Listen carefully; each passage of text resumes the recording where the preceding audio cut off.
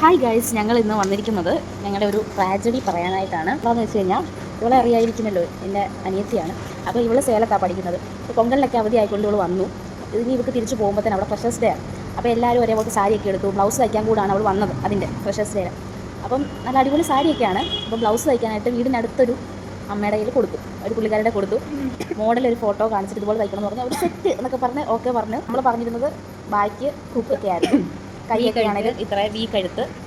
അങ്ങനെ അവൾക്ക് ഞായറാഴ്ചയാണ് പോകേണ്ടതെങ്കിൽ ശനിയാഴ്ചയാണ് അവർ തയ്ച്ചത്. ഓൾറെഡി പൈസ ഓൾറെഡി കൊടുത്തു. ഇടിക്കുകയാണ് ഇവർ. നേരത്തെ തയ്ക്കുന്നതിന് മുമ്പേ പൈസയും കൊടുത്തു. അത് നമ്മുടെ മിസ്റ്റേക്ക്.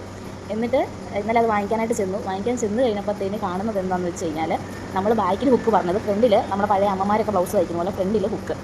അതുപോലെ തന്നെ കൈയുടെയൊക്കെ ഇവിടെ എല്ലാം ലൂസ്, കൈക്കുഴി ലൂസ്. അതുപോലെ തന്നെ കയ്യിൽ ഇവിടെയൊക്കെ വേറെ അവരുടേതായ രീതിയിലുള്ള വെറൈറ്റി ഡിസൈനുകൾ.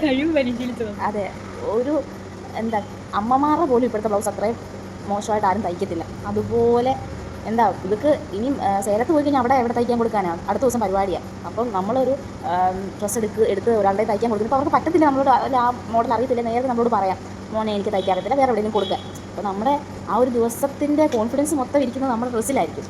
അപ്പോൾ അത് നഷ്ടപ്പെടുമ്പോൾ അല്ലേ അങ്ങനെ വല്ലാത്തൊരു പ്രതിസന്ധിയിൽ. എന്നിട്ട് ഈ മൊണ്ണ ഒന്നും പറയാതെ അവരെ ഒന്നും മീൻസ് അറ്റ്ലീസ്റ്റ് പോയി, പൈസ പോയി, തുണി തയ്ച്ചത് കുളമായി, അത് അടിച്ചാലും ഇനി കൊള്ളൂല, അതുപോലായി. അപ്പോൾ ഇവർക്ക് നമ്മുടെ ഒരു സാറ്റിസ്ഫാക്ഷൻ എങ്കിലും ഇവർക്ക് എന്തെങ്കിലും പറഞ്ഞിട്ട് വരാമായിരുന്നല്ലോ. ചേച്ചി ഇങ്ങനല്ലോ ഞാൻ പറഞ്ഞതിൻ്റെ എല്ലാം ഓപ്പോസിറ്റാണ് തയ്ച്ച് വെച്ചേക്കുന്നത്. അറ്റ്ലീസ്റ്റ് ബാക്കിൽ എങ്കിലും വെച്ചിരുന്നെങ്കിൽ നമുക്ക് ഫ്രണ്ടൊക്കെ കിടക്കുന്ന കാണണം.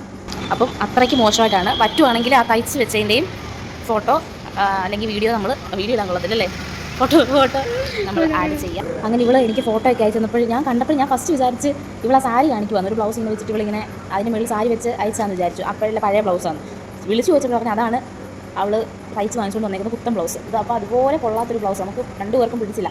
അപ്പം ഇന്നലെ വൈകിട്ട് ഞങ്ങൾ എന്നാൽ പ്ലാൻ ചെയ്തു, ഇന്നൊരു ദിവസം കൂടെ ഉള്ളൂ. ഇന്ന് വൈകിട്ട് എപ്പോഴാണ് പോകുന്നത്? 7:20 ട്രെയിനിന് പോകണം. അപ്പോൾ നമുക്ക് ഇന്ന് പെട്ടെന്ന് ഒരു ബ്ലൗസ് എടുത്ത് തയ്പ്പിക്കാം, തയ്പ്പിക്കാമെന്ന് വെച്ചു. നമ്മൾ ഇനിയിപ്പം അതിടാൻ കൊള്ളത്തില്ല, ആ തയ്ച്ച് വെച്ചത്. അപ്പം വേറെ എടുക്കാമെന്ന് വിചാരിച്ച് ഞങ്ങൾ ഇന്ന് തിരുവല്ലയിൽ രാവിലെ വന്നു കഴിഞ്ഞിട്ട് ഞങ്ങൾ ഓരോരോ കടകളിൽ, സ്റ്റാൻഡ് മുതൽ ഇങ്ങോട്ടുള്ള ഓരോ കടകളിൽ ഞങ്ങൾ കയറി. അപ്പം ഫസ്റ്റ് കടയിൽ ബ്ലൗസ് ഇല്ല, റെഡിമെയ്ഡ് ബ്ലൗസ് ഇല്ല. പിന്നെ ഞങ്ങൾ കയറിയത് ചാലക്കുടി ബസ്, എല്ലാവർക്കും അറിയായിരിക്കും. അവിടെ കയറിയിട്ട് അവർ കുറേ നോക്കി, കിട്ടിയില്ല. പിന്നെ ഒരു മാച്ചാവുന്ന അവരുടെ തന്നെ മെയിൻ കടയിൽ പോയി എടുത്തോണ്ട് വരും. അത് ഏകദേശം നല്ല മാച്ചായിരുന്നു. അപ്പോൾ പക്ഷേ അത് ഭയങ്കര വലുതാണ്. അപ്പോൾ നമ്മൾ പറഞ്ഞു ഇത് വലുതാ, എൻ്റെ അത്രയും പോലും ഇല്ല ഇവള്, അപ്പം ഇവർക്കത് പാടായിരിക്കത്തില്ല എന്ന് ചോദിച്ചപ്പോൾ അവർ പറഞ്ഞു ഓൾട്ടർ ചെയ്ത് തരാമെന്ന് പറഞ്ഞു. അപ്പോഴും നമ്മൾ ചോദിച്ചു അത് ചെയ്താലും പറ്റുമോ, അതുപോലെ വലുതാണ്. അപ്പോൾ പറഞ്ഞു പിന്നെ പറ്റുമെന്ന് പറഞ്ഞിട്ട് നമ്മളത് ബില്ല് ചെയ്തിട്ട് പേയ്മെൻറ്റ് നടത്തിയതിന് ശേഷം അവരുടെ ആ മെയിൻ കടയിൽ കൊണ്ടുപോയി അവരത് ഇവളുടെ അളവൊക്കെ എടുത്തു. അപ്പോൾ തയ്ക്കുന്ന ആളാകുമ്പോൾ തന്നെ കാണുമ്പോഴേ അറിയാമല്ലോ അത് ഇവർക്ക് പാകമായിരിക്കുമോ അല്ലയോ എന്നൊക്കെ. അങ്ങനെ ഒരു അളവെടുത്ത് കഴിഞ്ഞ് തയ്ച്ചു. ഞങ്ങളപ്പോൾ നമ്മൾ സമയം പൊക്കോണ്ടിരിക്കുക. അങ്ങനെ തയ്ച്ചു കഴിഞ്ഞപ്പോഴത്തേന് എന്ത് പറ്റി? ചേർത്തി കഴുത്തിറക്കാം, ഭയങ്കര ഇറക്കം, കഴുത്തും പുറവും എല്ലാം ഭയങ്കര ഇറക്കം, ഒന്നും ചെയ്യാൻ പറ്റാത്ത രീതിയിൽ. അപ്പം അവരെന്നിട്ട് പറഞ്ഞു നമുക്ക് അതിന് ഏകദേശം ഒരു 400 സംതിങ് രൂപയായിരുന്നു. അപ്പോൾ അവർ പറഞ്ഞു ആ പൈസയ്ക്ക് വേറെ എന്തെങ്കിലും എടുക്കണം, അല്ലാതെ പൈസ തിരിച്ചു തരത്തില്ലെന്ന് പറഞ്ഞു. നമ്മൾക്കാണെങ്കിൽ ആകെപ്പാടെ ഉള്ള പൈസകളുടെ അത്രയൊക്കെ തന്നെയാണ് ഉള്ളത്. എന്നിട്ട് ആകെപ്പാടെ എന്ത് ചെയ്യണമെന്ന് അറിയത്തില്ല. അവരുടെ മാനേജറാണോ കുട്ടിയോടൊക്കെ ചോദിക്കുന്നു. പുള്ളിക്കൊക്കെ ആണെങ്കിലും എല്ലാവർക്കും ഒരു പുച്ഛഭാവമൊക്കെയാണ്. നിങ്ങൾക്ക് അറിയത്തില്ലായിരുന്നോ, ഇട്ട് നോക്കിയിട്ട് എടുക്കത്തില്ലായിരുന്നു. നമ്മൾ ബേസിക്കലി എപ്പോഴും സാരി കൊടുത്ത് നടക്കുന്നവരല്ല. ആ ചേച്ചിമാർ കടയിൽ നിൽക്കുന്ന ചേച്ചിമാർക്ക് അറിയായിരിക്കുമല്ലോ. അവർ പറഞ്ഞ ഒരു ഇതിലാണ്, ഇത് അടിച്ചെടുക്കാൻ പറ്റും എന്നുള്ള ഇതിലാണ് നമ്മളെടുത്തത്.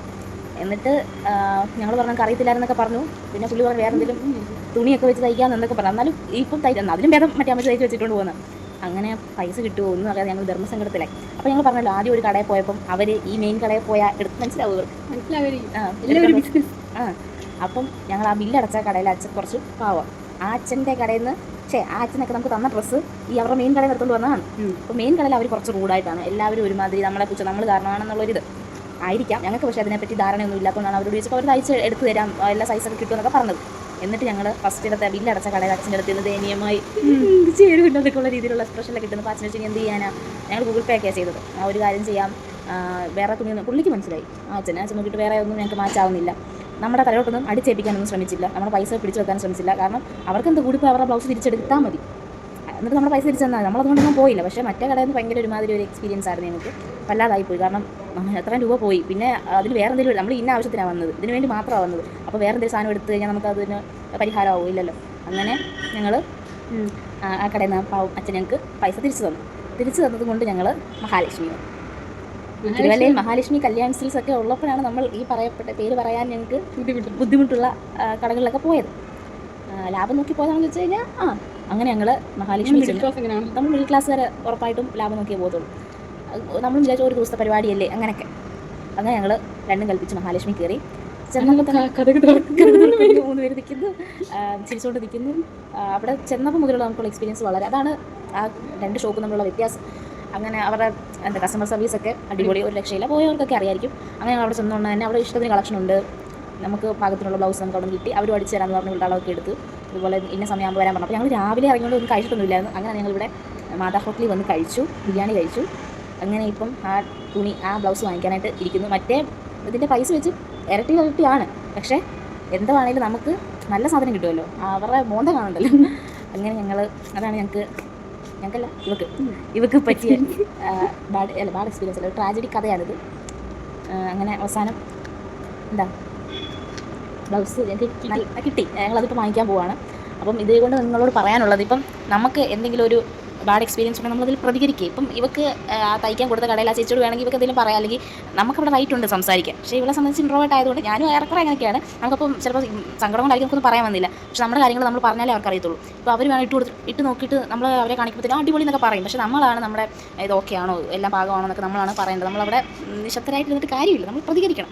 പിന്നെ അതുപോലെ തന്നെ മറ്റേ ആ കടയിലുണ്ട ബാഡ് എക്സ്പീരിയൻസിൽ നമ്മൾ അവർ ഇതിന് അയ്യോ അടിച്ച് നിൽക്കാനൊന്നും പോയില്ല. നമ്മുടെ ആറ്റിറ്റ്യൂഡിൽ തന്നെ നിന്നു. അതുകൊണ്ടാണ് നമുക്ക് പൈസ കിട്ടിയത്. നമ്മളല്ലേ വേണ്ട വേറെ എടുത്തോളാം എന്ന് പറഞ്ഞിരുന്നെങ്കിൽ കഴിഞ്ഞു. നമ്മുടെ പൈസയും പോകും, നമുക്ക് വേറെ സാധനം എന്തോ ഷാളും എല്ലാം വാങ്ങിക്കാൻ പറ്റുമായിരിക്കും. അതുകൊണ്ട് ഞങ്ങൾക്കിപ്പം അത്യാവശ്യം നല്ലൊരു സാധനം കിട്ടിയിട്ടുണ്ട്. ഇപ്പം ഹാപ്പിയാണ്. അതിനിപ്പം ഓർഡർ ചെയ്ത് തരുമ്പോഴും ഓക്കെ ആയിരിക്കും. അതിനകത്ത് എന്തെങ്കിലും ഭാഗപ്പിഴകൾ വരാൻ ചാൻസ് ഇല്ല. പിന്നെ അതിനകത്ത് എന്തെങ്കിലും വർക്കൊന്നും വർക്കൊന്നും ഇല്ല. പക്ഷേ സെയിം കളർ തന്നെ നമുക്ക് കിട്ടി, ചെന്നുകൊണ്ട് തന്നെ കിട്ടി. നല്ല എക്സ്പീരിയൻസ് ആയിരുന്നു ആ ഷോപ്പിൽ നിന്നുണ്ടായിരുന്നത്. അപ്പോൾ ആദ്യമേ ഞങ്ങളവിടെ ചെന്നാൽ മതിയായിരുന്നു അല്ലേ. അപ്പം ഇന്നത്തെ വീഡിയോ ഇത്രയൊക്കെ ഉള്ളൂ. ഞങ്ങൾ പോയി ബ്ലൗസ് വാങ്ങിക്കട്ടെ. Okay bye.